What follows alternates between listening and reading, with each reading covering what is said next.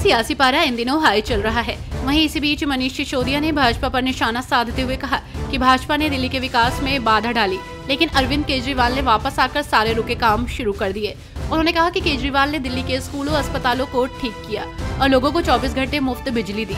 उन्होंने कहा कि अब जब केजरीवाल बाहर आ गए हैं तो दिल्ली वालों के सारे काम होंगे।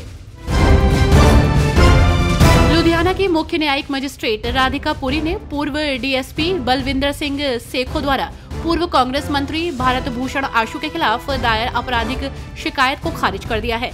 शिकायत में आशु पर धमकाने और सरकारी काम में बाधा डालने का आरोप था।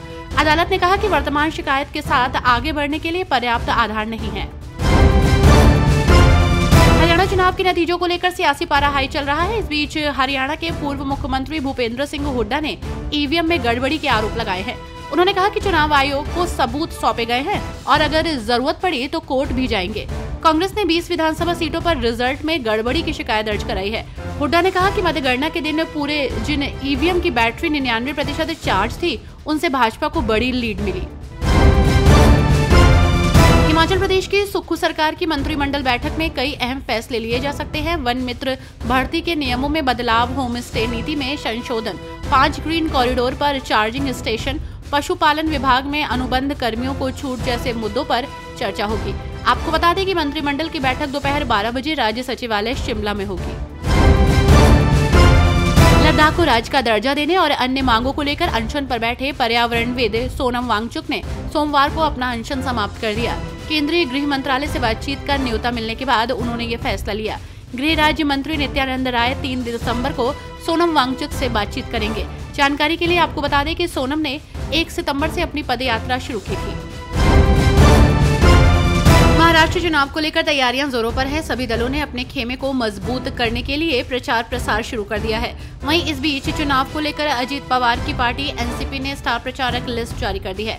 लिस्ट में अजीत पवार सहित प्रफुल्ल पटेल और छगन भुजबल का नाम है, तो वहीं नवाब मलिक का नाम नहीं है। नवाब मलिक पर ईडी का केस चल रहा है। साथ ही बीजेपी को उनके नाम पर आपत्ति है।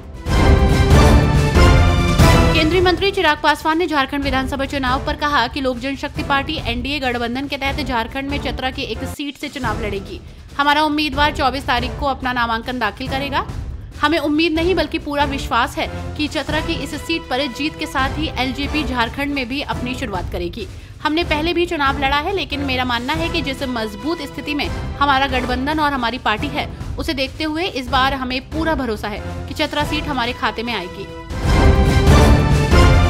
पूर्व भाजपा नेता लुइस मरांडी ने जेएमएम में शामिल होने पर कहा कि हमने भाजपा को बहुत लंबा समय दिया, पार्टी की सेवा की, पार्टी के हर निर्देश का बहुत ईमानदारी से पालन किया, लेकिन चुनाव के समय पार्टी ने कहा कि हमें बरहेट से चुनाव लड़ना है।